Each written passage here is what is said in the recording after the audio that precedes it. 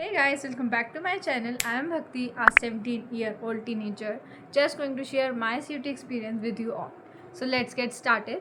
So first of all, मेरा paper था 19 मई को, जो कि था इंग्लिश और केमिस्ट्री का. दोनों पेपर मेरे फर्स्ट शिफ्ट में हुए थे.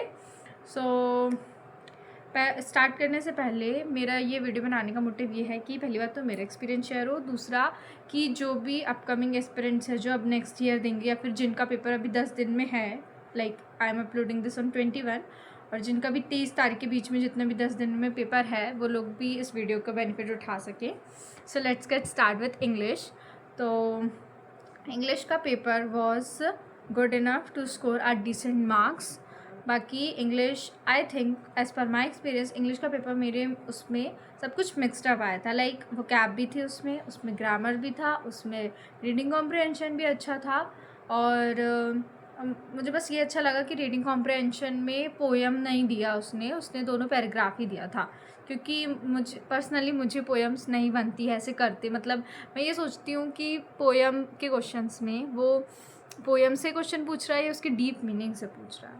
तो इसके लिए तो मैं बहुत ज़्यादा थैंकफुल थी कि थैंक गॉड उसने रीडिंग कॉम्प्रिहेंशन में दोनों पैसेजेस दिया, तो जो कि मेरा बहुत अच्छा गया था. दोनों पैसेजेस अच्छे गए थे. और जैसे ही मैंने पेपर शुरू करी तो most of the questions which I have in my paper was of sentence rearrangement. बहुत सारे क्वेश्चंस में सेंटेंस रीअरेंजमेंट आई थी, एरर करेक्शन आई थी.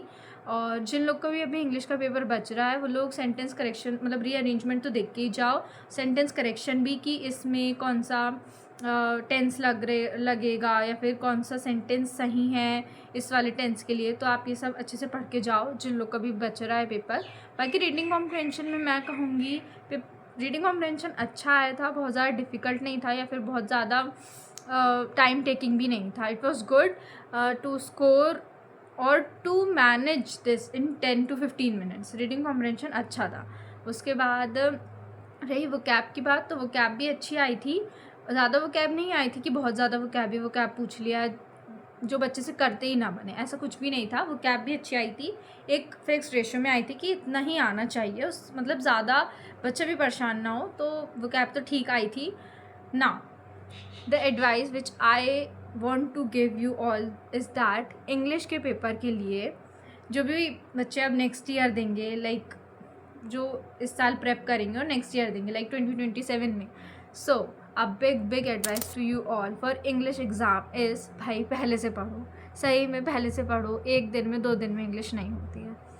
एक दिन में 2 दिन में आप भले ही रीडिंग कॉम्प्रिहेंशन की थोड़ी बहुत प्रैक्टिस कर सकते हो, थोड़ा सा ग्रामर देख सकते हो, पर ट्रस्ट में वोकैब नहीं होती है, बिल्कुल भी नहीं होती है. मैंने तो डियर सर से पढ़ना शुरू करी थी, वो भी 10 दिन पहले, पेपर के 10 दिन पहले मैंने सर से पढ़ना शुरू करी थी. अब बिलीव मी मेरा एक भी वीडियो मैंने पूरा नहीं देखी हूँ. और मुझे खुद ऐसा लगता है कि यार इतना सारा है पढ़ने का इंग्लिश में कि आप जितना पढ़ोगे उतना कम लगता है. तो इंग्लिश को थोड़ा टाइम पहले से पढ़ना शुरू करो, एटलीस्ट 1 महीने से पहले से इंग्लिश पढ़ना शुरू करो, क्योंकि बोर्ड के बाद और CUT के एग्ज़ाम के पहले प्रॉपर 1 महीने का हमें गैप मिल जाता है. सो ये तो मेरी सबसे मेन एडवाइस रहेगी फॉर इंग्लिश. और जो भी लैंग्वेज सब्जेक्ट हैं आपके, तो लैंग्वेजेस को आप ऐसे लाइटली मत लो प्लीज़, उसको बहुत टाइम लगा के पढ़ो फॉर इंग्लिश, क्योंकि इंग्लिश मेजॉरिटी लोग भरते हैं as a language subject. So English को तो बहुत अच्छे से आप करो, पूरा 1 महीना उसको आराम से दो. 1 महीना तो एक ऐसा बता रही हूँ कि इतना तो देना ही है, उससे ज़्यादा भी आप दोगे तो it is very very beneficial for you all. So यहाँ इंग्लिश की पहली एडवाइस है कि आपको बहुत अच्छे से टाइम लगा के देना है, क्योंककि वोकैब इंग्लिश में क्या होता है, वोकैब आती है. वोकैब अब आपको रीडिंग कॉम्प्रिहेंशन में भी आएगी, वोकैब आपको ग्रामर में भी लगेगी, वोकैब आपको जो हमारे सेंटेंस रीअरेंजमेंट है उसमें भी लगेगी. तो वोकैब हर जगह ही काम आएंगे, और वोकैब 1-2 दिन में होने वाली चीज़ बिल्कुल भी नहीं है. माइंड माई वर्ड वोकैब नहीं होती है भाई, इतने सारे 600-700 वर्ड्स हैं, आप कैसे 1-2 दिन में उसे पढ़ सकते हो. तो वोकैब के लिए तो प्रॉपर आप उसको 1 महीना दो, उसको अच्छे से पढ़ो, बार बार याद करो, अपने डेली लाइफ में उन चीज़ों को ऐसे यूज़ करने की कोशिश करो कि ये वर्ड यहाँ मैं यूज़ कर सकता हूँ, यहाँ यूज़ कर सकता हूँ. So it will help you in exam as well as in your daily life. आपकी इंग्लिश सही में उससे अच्छी होगी, आपको खुद भी कॉन्फिडेंस आएगा कि हाँ वोकैब तो अच्छी हो रही है हमारी. So this is the first advice. So the second most important advice for English is कि जैसे रीडिंग कॉम्प्रिहेंशन में आपको टाइम लग रहा है अगर बहुत ज़्यादा ही टाइम टेकिंग अगर आ गई, थैंक गॉड कि मेरे में वैसा कुछ भी नहीं आया था कि बहुत ज़्यादा एक ही चीज़ में टाइम लग रहा है, बट फॉर कुछ क्वेश्चंस के लिए अगर आप फंस चुके हो उसमें, जैसे वो कैब ही नहीं बन रही है, रीडिंग कॉम्प्रिहेंशन में कोई ऐसा वर्ड दे दिया जो बन ही नहीं रहा है, तो उसमें स्टक होने का कोई भी सेंस नहीं बनता। आप आगे बढ़ो, आगे के क्वेश्चंस करो। अगर आपके पास टाइम बचता तो आप उससे सोचो कि हाँ, इससे हम रिलेवेंट कुछ आंसर लिख सकते हैं, मतलब या मार्क कर सकते हैं। कुछ ऐसा तोड़ मोड़ के आपको करना पड़ेगा, बट उसमें टाइम वेस्ट करने से कोई भी मतलब नहीं है, क्योंकि इंग्लिश ऐसा है कि आप मन से तो कुछ कर ही नहीं सकते ना, मतलब कि जो वर्ड का मीनिंग है आपको उससे कुछ रिलेटेड देखना पड़ेगा या फिर उस वर्ड का मीनिंग लिखना पड़ेगा। कुछ भी तो आप ऐसा कर नहीं सकते हो इंग्लिश में। सो इंग्लिश के लिए तो जो आपको रिलेवेंट लग रहा है आप वही करो, वरना जस्ट स्किप द क्वेश्चन। वो सबसे बेस्ट एडवाइस दूंगी मैं, जस्ट स्किप द क्वेश्चन, क्योंकि it will manage your time also your marks, क्योंकि इंग्लिश में मार्क्स भाई मैटर करते हैं, या इंग्लिश के मार्क्स मैटर करते हैं, और इंग्लिश अच्छा स्कोर भी हमें करवा सकता है। So please don't stuck with any of the question जो आपको नहीं बन रहा है। फालतू में उसमें टाइम वेस्ट करने से अच्छा मतलब कुछ है नहीं, और फिर आप वही सोचते रहोगे तो दूसरे क्वेश्चन भी अच्छे से अटेम्प्ट नहीं कर पाओगे। सो या these two advice for English is very very crucial, very very important for all of you. और शायद मुझे ये वाली बात पता होती कि इंग्लिश को 1 महीने पहले से शुरू करना है, तो लेजिट में 1 महीने पहले से पढ़ती है उसको, क्योंकि मुझे अब जब मैं पेपर करके आई तब मुझे पता चल रहा है कि इतना भी डिफ़िकल्ट नहीं होता है करना, अगर मेहनत करके जाओ तो हो जाता है।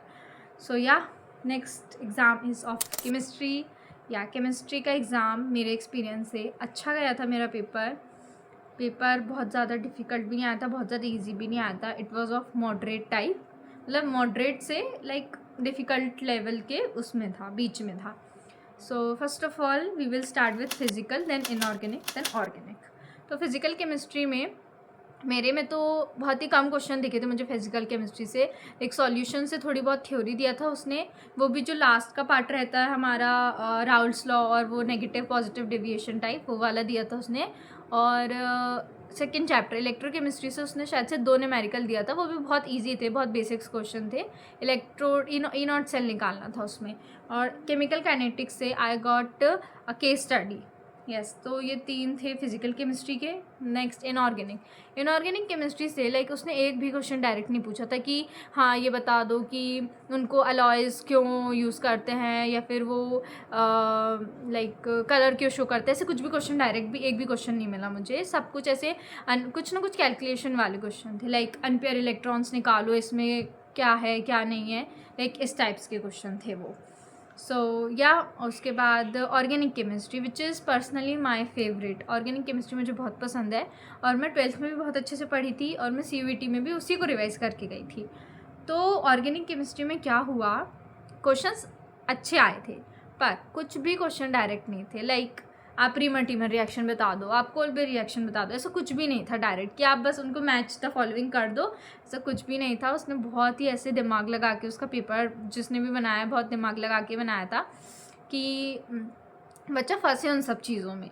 कर सकते हैं, ऐसा नहीं है कि कर नहीं पाएंगे, बट उसमें टाइम टेकिंग है, आपको टाइम पूरा लगाना है, अपनी थिंकिंग लगाना है। कुछ भी ऐसा डायरेक्ट तो कुछ भी नहीं था। उसके बाद ऑर्गेनिक केमिस्ट्री में कुछ ऐसा पार्ट था जो मेरे को लगा कि यार ये तो आउट ऑफ द कंटेक्स्ट पूछ रहा है। लाइक कुछ क्वेश्चन थे जैसे कि बायोमोलिक्यूल्स में हमने एसिड्स वगैरह पढ़े हैं, like glutamic acid, aspartic acid, तो उसके लाइक उसने स्ट्रक्चर पूछ लिया था, जो कि ना ही 12th की NCERT में है केमिस्ट्री की। इतना तक कि बायो में जब हम पढ़ते हैं मॉलिकुलर बेसिस वाला चैप्टर, तो उसमें एसिड्स पढ़ते हैं, ना ही उसमें है। सो मुझे थोड़ा सा वो लगा कि क्यों ही पूछ रहा है जब NCERT में है नहीं।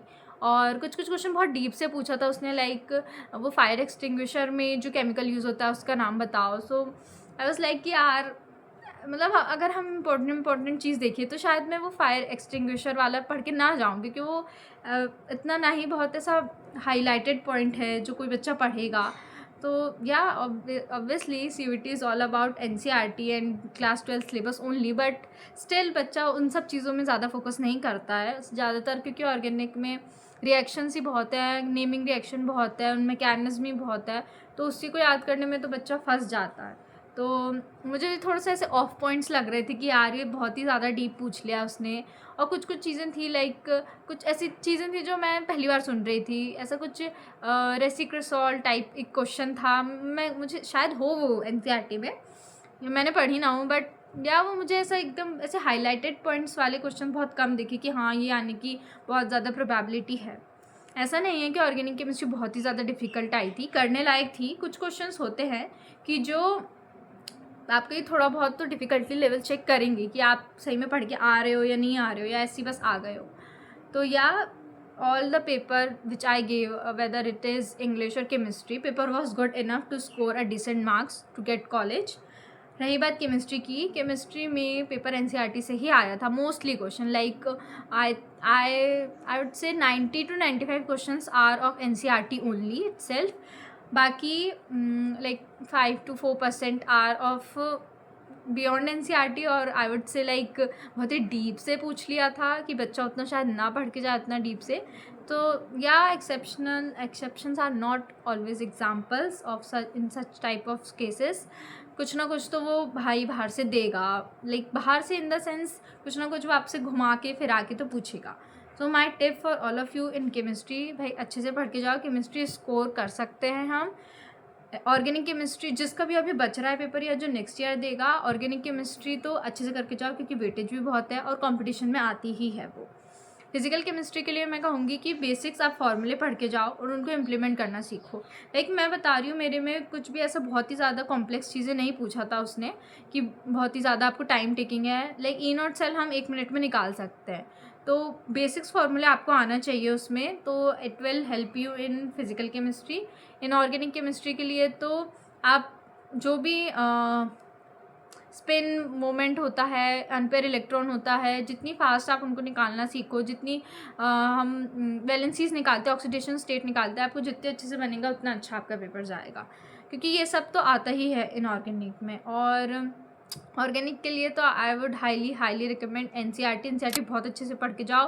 कॉमन नेम्स पढ़ो, जो भी आपके स्ट्रक्चर्स हैं उसके आईयूपीएससी नेम अच्छे से देख के जाओ। आईयूपीएससी नेम तो बन जाते हैं, लेकिन कॉमन नेम अच्छे से याद करके जाओ, क्योंकि कॉमन नेम से वो क्वेश्चन पूछता है। और बाकी या इट वॉज ऑल गुड। और नेक्स्ट एग्ज़ाम है मेरा 30 तारीख को, which is of biology, GAT, general aptitude test and physics. So let's see वो कैसे जाते हैं। बाकी जिन लोगों का भी पेपर बच रहा है अभी, अच्छे से एग्ज़ाम दो, क्योंकि पेपर बहुत ही ज़्यादा डिफ़िकल्ट भी नहीं आ रहा है, डुएबल पेपर्स आ रहे हैं, तो या आपको अच्छा गवर्नमेंट कॉलेज मिल सकता है। So my wishes are always with you. So yeah okay bye.